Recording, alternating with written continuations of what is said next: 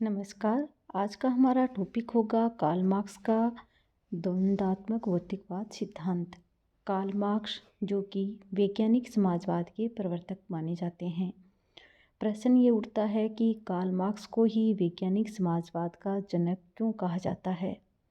इसका मतलब ये हुआ कि कार्ल मार्क्स हैं, इन्होंने अपने पूर्ववर्ती विचारकों द्वारा दिए गए जो विचार हैं उनको साकार बनाने के लिए एक वैज्ञानिक विधि का प्रयोग किया और उन्होंने एक वैज्ञानिक की भांति समाज के स्वरूप एवं विकास के नियमों की खोज करने का प्रयत्न किया। इसलिए उनको वैज्ञानिक समाजवाद का प्रवर्तक माना जाता है। कार्ल मार्क्स हैं, इसके जो सिद्धांत हैं उनको मार्क्सवाद भी कहा जाता है। अगर हम बात करें कार्ल मार्क्स के प्रमुख सिद्धांतों की तो उसमें द्वंद्वात्मक भौतिकवाद, इतिहास की आर्थिक या भौतिकवादी व्याख्या, वर्ग संघर्ष का सिद्धांत और अतिरिक्त मूल्य का जो सिद्धांत है, ये प्रमुख सिद्धांत कार्ल मार्क्स के हैं। सबसे पहले आज हम चर्चा करेंगे कार्ल मार्क्स के द्वंद्वात्मक भौतिकवादी सिद्धांत की। द्वंद्वात्मक भौतिकवाद का सिद्धांत मार्क्स के संपूर्ण चिंतन का एक तरह से मूल आधार है। इस सिद्धांत के प्रतिपादन में मार्क्स ने द्वंद्वात्मक का विचार है, ये हिगल की जो पद्धति है द्वंद्वात्मक पद्धति उससे ग्रहण किया है और भौतिकवाद का जो दृष्टिकोण है यह फायरबाख से लिया है। इन दोनों के मिश्रण ने द्वंद्वात्मक के सिद्धांत को एक नई और मौलिक दिशा प्रदान की है। सबसे पहले हम इन दोनों शब्दों को लेते हैं। द्वंद्वात्मक भौतिकवाद है, ये दो शब्दों से मिलकर बना है। पहला जो शब्द है वह है द्वंद्वात्मक, उस प्रक्रिया को स्पष्ट करता है जिसके अनुसार सृष्टि का विकास हो रहा है। दूसरा जो शब्द है भौतिकवाद, सृष्टि के मूल तत्व को सूचित करता है। इस प्रकार ये दोनों जो शब्द हैं मार्क्स हैं, इनका जो द्वंद्वात्मक सिद्धांत है ये हिगल की जो द्वंद्वात्मक पद्धति है उस पर आधारित है। लेकिन हिगल के द्वंद्वात्मक को मार्क्स ने बिल्कुल उल्टा कर दिया। स्वयं मार्क्स अपने शब्दों में ये कहते हैं कि मेरी जो द्वंद्ववादी पद्धति है वह हिगल वाली पद्धति है उससे बिल्कुल भिन्न है, बल्कि ठीक उसकी उल्टी है। हिगल के लिए मानव मस्तिष्क की जीवन प्रक्रिया अर्थात चिंतन की जो प्रक्रिया है, जिसे विचार के नाम से उन्होंने एक स्वतंत्र कर्ता तक बना डाला।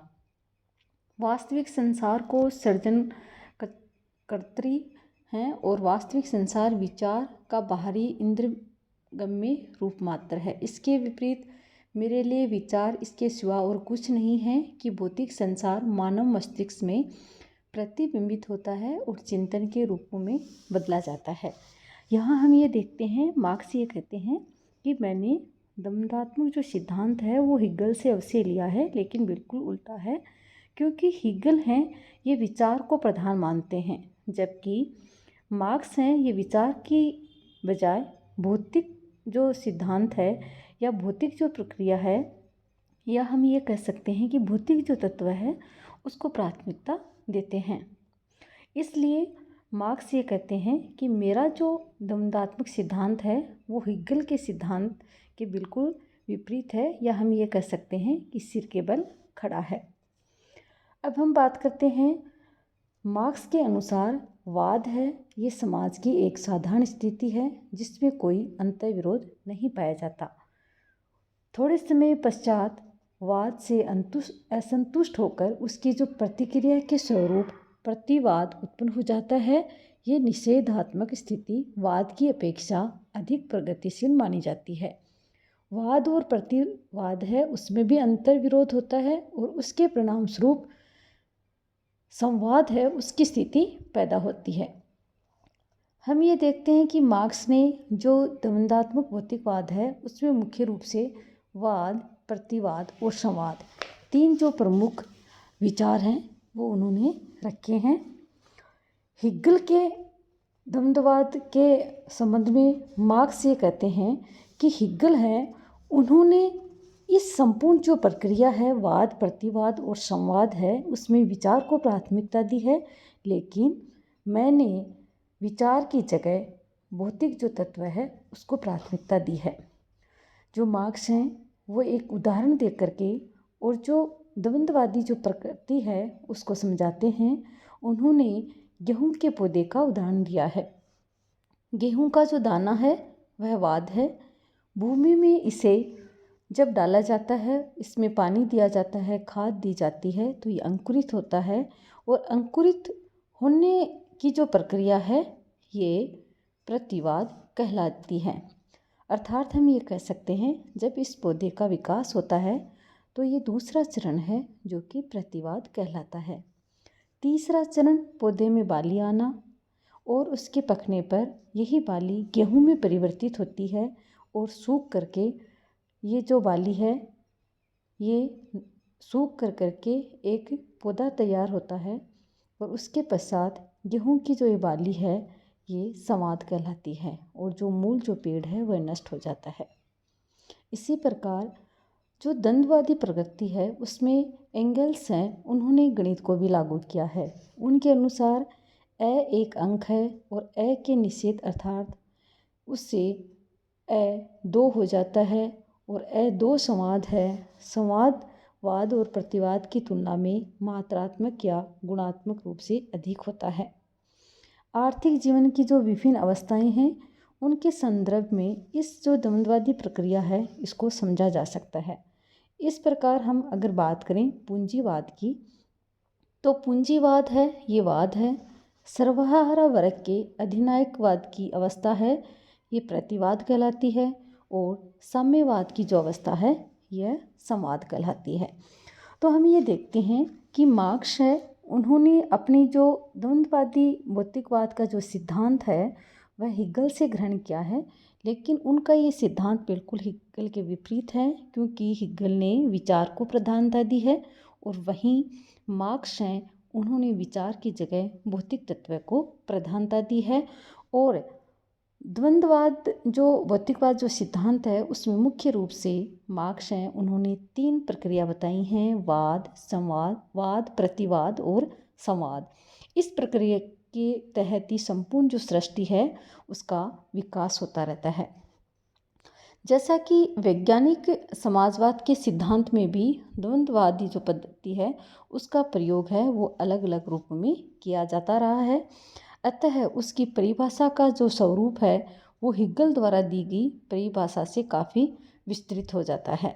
तो हम ये देखते हैं कि मार्क्स हैं उन्होंने पूंजीवादी जो अवस्था है उसको भी द्वंद्वात्मक भौतिकवाद के सिद्धांत के माध्यम से समझाने का प्रयास किया है। और उन्होंने ये बताया है कि जो पूंजीवादी अवस्था है वह वाद है, लेकिन पूंजीवाद से परेशान होकर के जब उसमें अंतःक्रिया होती है तो सर्वहारा जो वर्ग है उसका उदय होता है और प्रतिवाद है उसकी प्रक्रिया में एक समाज है वो विकास करने लगता है। लेकिन कुछ समय पश्चात ये जो सर्वहारा वर्ग का अधिनायकवाद है उसमें भी अंत विरोध होना शुरू हो जाता है और जो प्रतिवाद है वह समाज में परिवर्तित हो जाता है और ये जो अवस्था है ये साम्यवाद कहलाती है। अगला जो चरण है उसमें मार्क्स ये कहते हैं कि मैंने भौतिक तत्वों अर्थात भौतिक जो पदार्थ है उसको प्राथमिकता इसलिए दी है क्योंकि विचार के लिए कोई स्थान नहीं होता है। संपूर्ण जो सृष्टि की जो प्रक्रिया होती है वह भौतिक पदार्थ पर ही निर्भर है।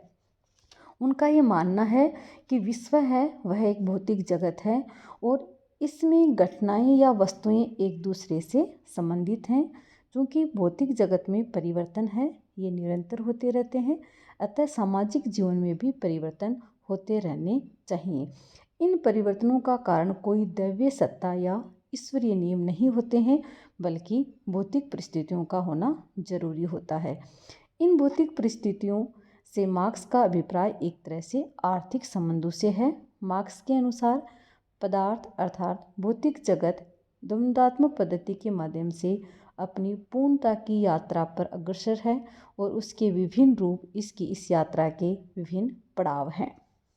तो हमने अपने इस द्वंद्वात्मक भौतिकवाद में यही समझने का प्रयास किया है कि मार्क्स हैं उन्होंने भौतिक पदार्थ का सहारा लेकर के और संपूर्ण जो सामाजिक प्रक्रिया है उसको समझाने का प्रयास किया है और उन्होंने एक तरह से भौतिक जो परिस्थितियां हैं उनका संबंध आर्थिक संबंधों से बताया है। अगला हमारा टॉपिक होगा मार्क्स का जो दूसरा सिद्धांत है, इतिहास की आर्थिक या भौतिकवादी व्याख्या। धन्यवाद।